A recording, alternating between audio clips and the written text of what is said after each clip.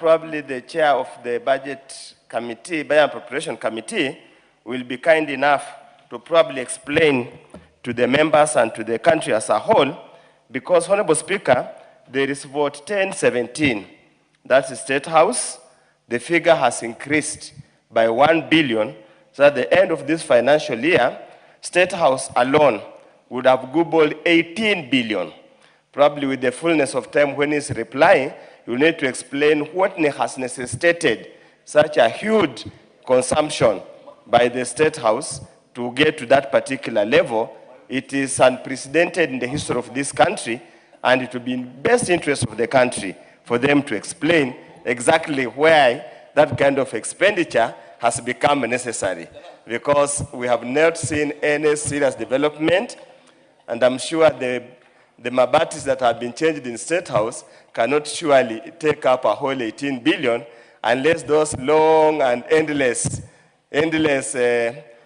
Honorable Emmanuel Luangwe is on a point of order. Honorable Oundo, you take your seat. Thank you, Honorable Speaker. With all due respect to our Professor of Economics, the great member of Funyula, it is not in order for him to say, is he not, Honorable Speaker, to say a parapet wall is equal to mabatis? Thank you, Honorable Speaker. Honorable Oundo. I really don't know what's out of order, because it's my contribution, it's my debate, so I don't know really what's out of order. Honorable Speaker, secondly, yes, the country is going to host AFCON, and we must move in speed to make sure everything is in order. But Honorable Speaker, the word outside there, and many of us are grappling to understand what is exactly happening. Is the sports fund becoming another cash cow, so that at any given time, we're doing things that are not necessary? Honorable Speaker, look at the calculations. I think they're getting close to 4 billion additional funds.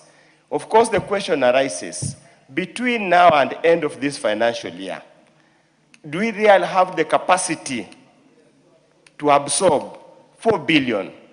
Between today and 30th June, do we really have the capacity to absorb 4 billion in various actual development activities? This is not recurrent. And probably also I would request the chair of Budget Appropriation Committee just inform the people. You see, now we are living in a transparent and accountable society. We need answers. We don't want to be seen that Parliament becomes a mere rubber stamp to release funds that cannot be absorbed and which cannot be accounted for properly. There are already integrity issues concerning the real cost of Talanta Stadium. Those are issues that remain unresolved. As a country or as a National Assembly, that's mandated under the Constitution to pass budgets after scrutinizing the same, to ensure there is value for money for whatever is spent. It pains many of us to see this kind of likely waste that's going to accrue. But nevertheless, Honorable Speaker, an increase of a whole 18 billion on this supplementary budget alone sends shockwaves given the short period of time left. Honorable Speaker, I would have actually expected much more, probably more priority areas.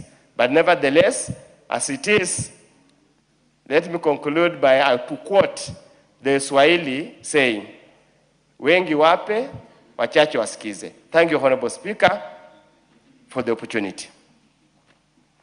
Honorable Mutuse.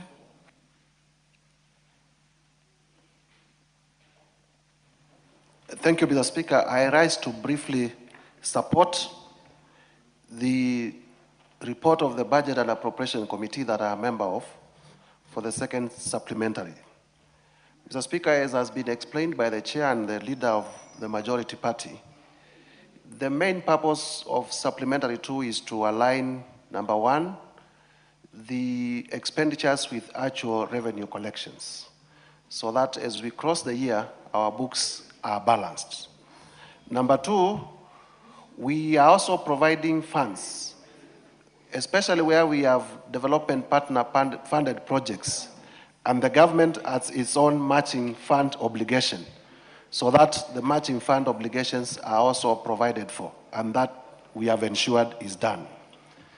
In terms of the monies that